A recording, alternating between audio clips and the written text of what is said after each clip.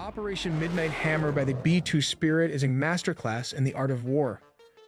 The U.S. sent two groups of B-2 Spirit in opposite directions, one as a decoy that flew toward U.S. outposts in the Indian Ocean,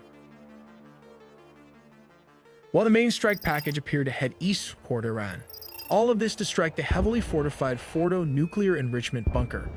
This facility is buried deep beneath a thick layer of rock, with its main chamber located approximately 200 meters from the tunnel entrance. The surrounding terrain begins with a gentle slope but becomes steep about 160 meters from the ridge, offering strong natural protection from aerial attacks. Just before the B-2s reached their target, a U.S. nuclear submarine launched a dozen cruise missiles aimed at various nuclear sites in Isfahan. Here's the catch. Reports say hundreds of trucks moved uranium centrifuges away from the nuclear enrichment plant just days before the bunker buster bomb strikes. We'll also look at the B-2 Spirit secret stealth technology, more details all in the video ahead. The US B-2 Spirit bombers strike on Iran's nuclear facilities, codenamed Operation Midnight Hammer. In the early hours of June 21, 2025, a large formation of B-2 bombers lifted off from Whiteman Air Force Base in Missouri under tight secrecy. What followed was a complex play of deception and the art of war.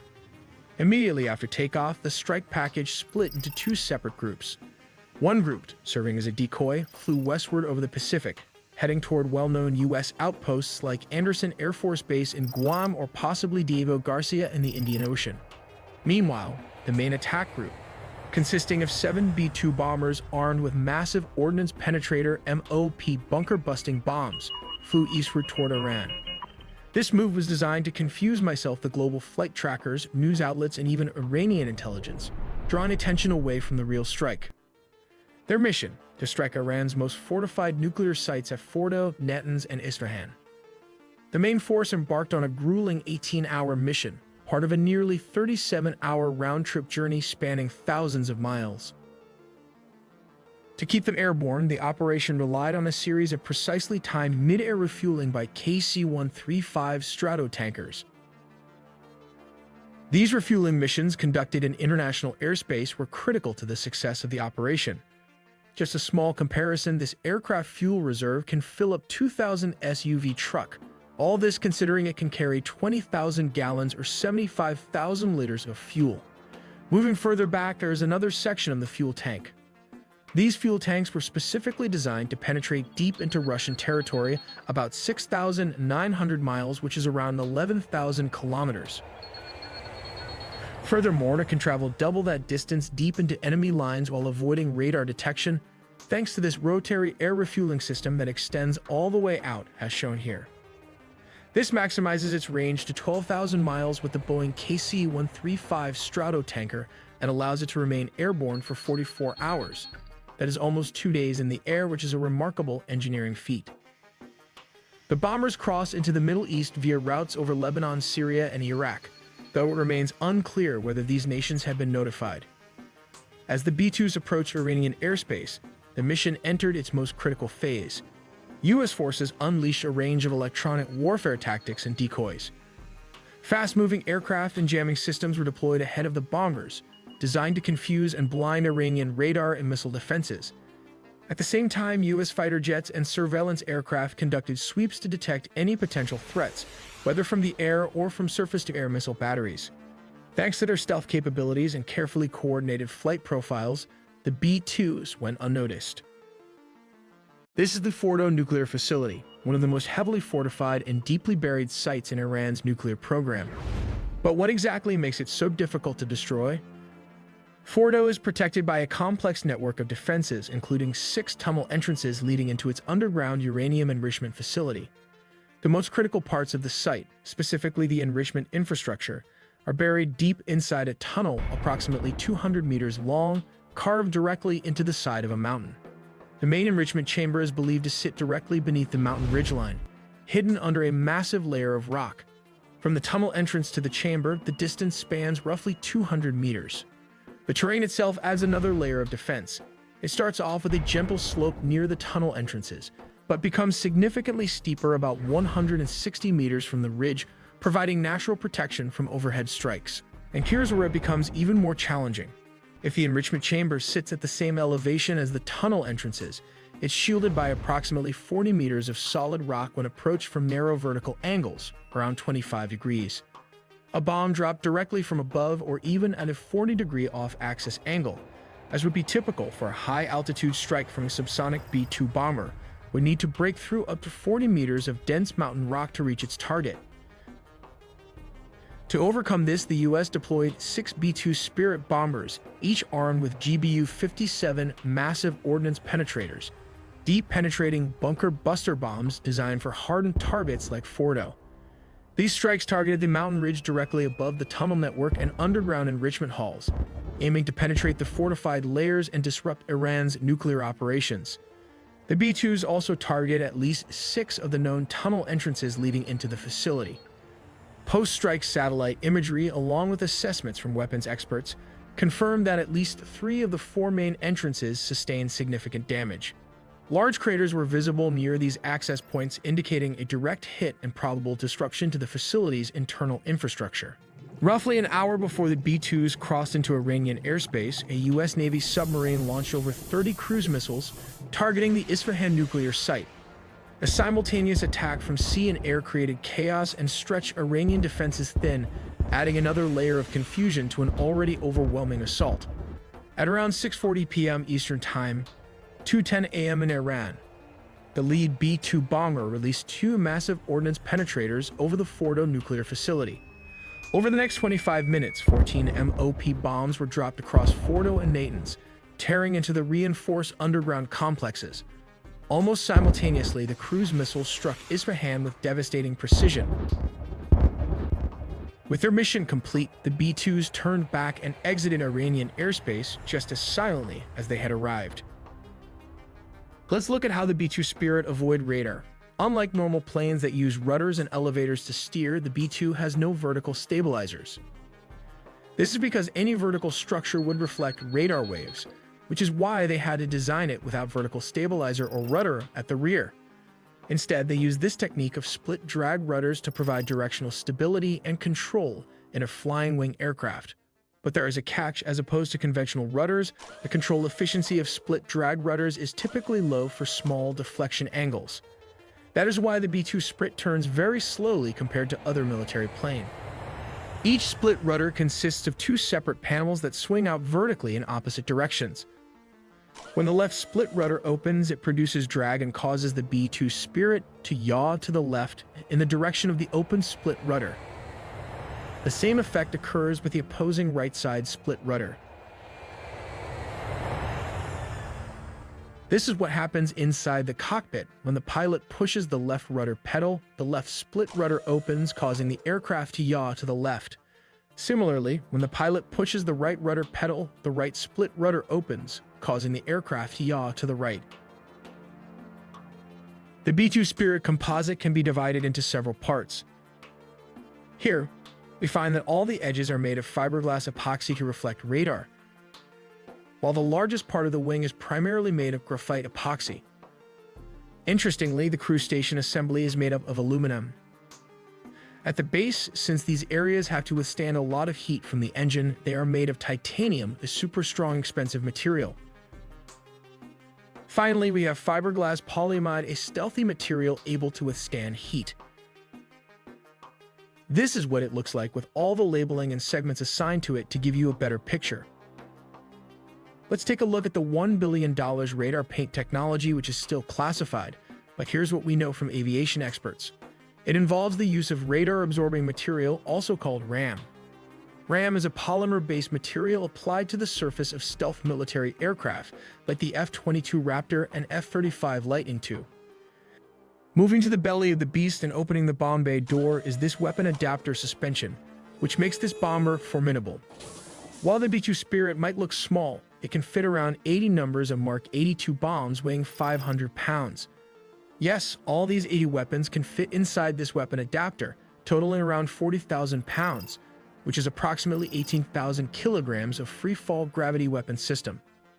Depending on the mission, the B-2 Spirit can switch to this rotary weapon system, enabling it to carry around 16 numbers of AGM-158 missiles, which can cost around $1.5 million each. When ready, the B-2 Spirit can drop this weapon payload discreetly, The AGM missiles unfold their wings to fly towards the target, traveling up to 230 miles, which is around 370 kilometers. Let's take a look at how this works. Step 1. The bomb deployment platform. As previously mentioned, a B-2 stealth bomber flies at a very high altitude. When the aircraft reaches the designated location and the conditions are optimal, it can release this specialized MOAB weapon system. The bomb is designed for precision, and the deployment height plays a crucial role in its trajectory and effectiveness. Then step 2 comes the targeting precision. The bomb is outfitted with advanced guidance technology, including GPS and inertial navigation systems, which are military-grade satellites. Then comes step 3, that is adjusting the trajectory. The guidance information and data is then transmitted to the bomb's 4-lattice motors fins located at the rear. These fins can move and adjust in real time, allowing the bomb to correct its course as it descends under the force of gravity. These adjustments are essential because the weapon does not have thrusters to change its trajectory. Instead, it relies on the movement of these fins and a high-altitude drop to control its flight path. This is why the bomb must be deployed from a very high altitude so it has enough time and distance to adjust its trajectory accurately. Here comes the most difficult part, that is step 4, impact and penetration. The bomb, known as the Massive Ordnance Penetrator, weighs approximately 30,000 pounds, which is around 14,000 kilograms. When it reaches its target, it strikes with immense force, designed to penetrate deep into hardened structures, such as bunkers. The energy upon impact allows the bomb to bury itself over 200 feet into reinforced concrete, ensuring it delivers its payload precisely where it is intended for maximum effect. The US launched around 125 aircraft to strike Iran's 3 main nuclear sites, Fordo, Natanz, and Isfahan. The tip of the spear were 6 B-2 Spirit bombers, which took off from Whiteman Air Force Base in Missouri on the morning of June 21, 2025. In addition, around 30 cruise missiles were fired from US nuclear submarines submerged in the region, hitting the underground nuclear enrichment facilities one after another.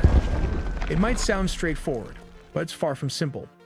These aircraft are massive fuel guzzlers and rely heavily on aerial refueling support to complete such long-range missions. And here's where it gets even more complex. The KC-135 Stratotanker aircraft, responsible for mid-air refueling, don't operate alone. They require protection provided by F-A-18 electronic warfare squadrons that escort the tankers and also help shield the B-2 bombers from detection and attack. More detail all in the video ahead. The mission begins in the quiet hours before dawn at Whiteman Air Force Base in Missouri, where the B-2 Spirit prepares for a flight that will span continents. While the stealth bomber is capable of flying non-stop with aerial refueling, pilot fatigue is a major consideration. To mitigate this, the US has strategically positioned Allied air bases in Qatar, closer to Iran, and on Diego Garcia, and possibly forward operating bases such as Anderson Air Force Base in Guam, one of the most strategic US military bases in the world. By redeploying several B-2 Spirit bombers from the 509th Bomb Wing to Diego Garcia, the US ensures a secure launch point for operations across the Middle East, Africa, and the Indo-Pacific, a carefully calculated military strategy that enhances both survivability and operational reach.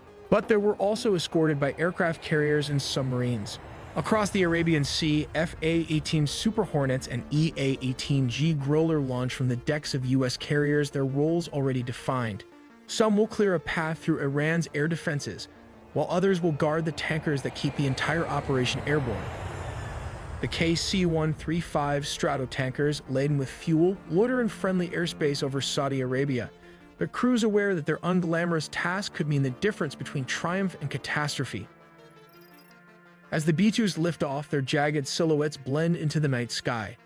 Stealth is their shield, but distance is their enemy. Hours into the flight, they rendezvous with tankers flying over the canal, gulping fuel midair as F-A-18s circle protectively.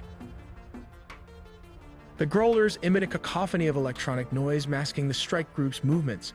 Meanwhile, in underground command centers, US analysts watch real-time feeds, ready to redirect forces if Iran's radars flicker to light. Crossing into Iranian airspace is no easy task. The B-2s must climb to an extremely high altitude, their routes meticulously plotted to avoid known missile sites. Below the landscape, a vast stretch of mountains and deserts offers little cover, but the bombers' radar-absorbing skin helps them slip past enemy detection. As the targets come within range, the crews face a critical decision: launch standoff missiles from hundreds of miles away or descend to drop bunker-busting bombs directly onto fortified sites. There are different bunker buster bombs of different caliber, but what sets it apart from the rest is this GBU-57, which is typically delivered by the B-2 Spirit stealth bomber. Due to the bomb's large size and weight, the aircraft can carry only 2 of these weapons in its bomb bay compartments. While it lacks thrusters, the weapon is equipped with 4 active lattice fins and a precision guidance system that enables it to glide accurately to its target using military-grade GPS. Constructed from a specially designed high-performance steel alloy, using its weight when falling under gravity to penetrate or dig itself up to 200 feet of underground soil or concrete. But it's not that easy. Iran's air defenses remain a formidable threat. MiG-29s and aging F-14s may not be cutting edge, but they can still be dangerous if they're lucky enough to intercept a B-2 stealth bombers. The stealth bombers have virtually no dogfighting capability, and Iranian ground controllers, struggling to cut through the electronic jamming, vector their fighters toward the incoming bombers. But the US military has its own countermeasures. EA-18 Growler, flooding Iranian frequencies with static to disrupt communications and targeting systems. Confusion spreads, making it harder for enemy pilots to coordinate. If Iranian fighter jets manage to get close, the F-A-18s are waiting. Guided by airborne warning and control system aircraft orbiting safely offshore, they engage with long-range missiles, forcing Iranian pilots to either break off or face certain destruction. The B-2s will now be racing westward to avoid Iranian air defense system. Behind them, the sky churns with chaos. SAM sites reactivated in desperation unleash salvos that spiral harmlessly into empty air, duped by decoys. Growlers continue their electronic siege, while reserve F-18s surge forward to reinforce the retreat. Over Iraq, the bombers meet tankers again, gulping fuel as F-22 Raptors join the escort, their sensors scanning for threats the Iranians might yet muster. Let's take a look at how this works.